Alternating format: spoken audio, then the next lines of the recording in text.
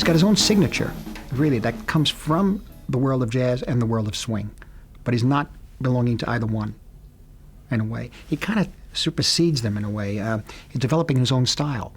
And so in a funny way, when you go from the produced sound of Rags to Riches for Top 40 to his album with Bill Evans, there's the journey. In the second act of Tony Bennett's career, when rock and roll came along and swept him out of the limelight, at least in the United States, and he lost his major record deal, I think it freed him to explore things he might not have done otherwise if he was under Columbia, when they insisted on doing pop records and nothing else.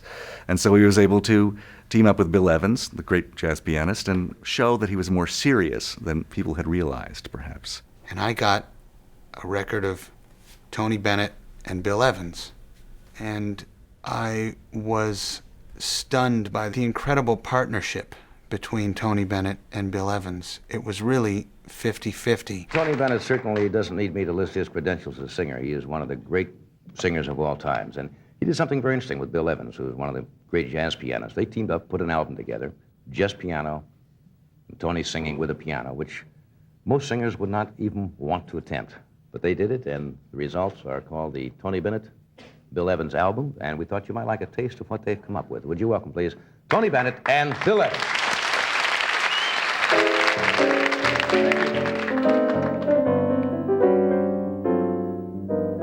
When in Spain, for reasons I don't explain, I remain enjoying a brew, right, Ed? Don't deplore my fondness for Fundador. You know how a Fundador can lead to a feud.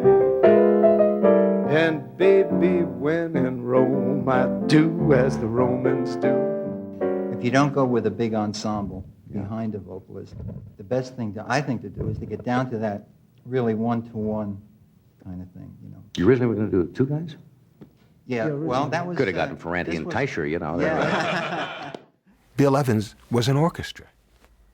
You didn't need any other musicians. What he did at the piano was so wrenching. It was so beautiful, harmonically new at the time.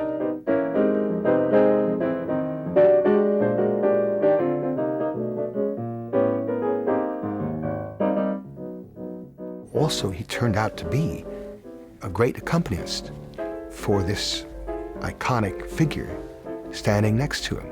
And once again in Rome, in some little den in Rome, well, pussycat den in Rome, I do as the Romans, disregard the signs and the omens. When in Rome, I do as the Romans do.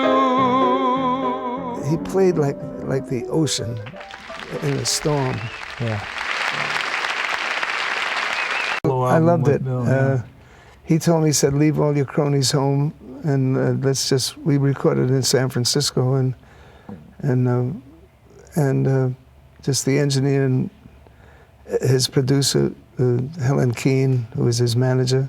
So it was his idea to do the album? No, it was Annie Ross's idea. Oh, really? She told me, she got him together and said, why don't you guys do an album together, Yeah.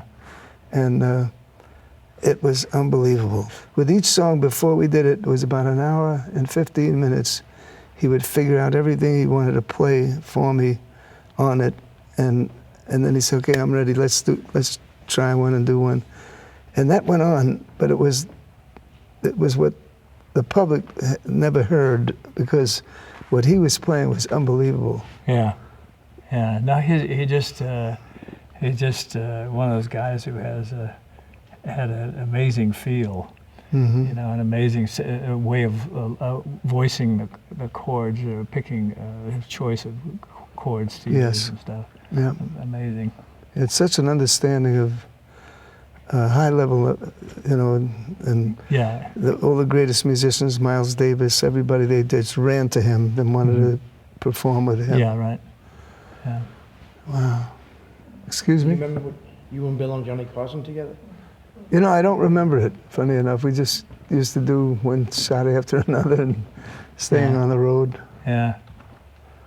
But he was very special, a wonderful person, you know.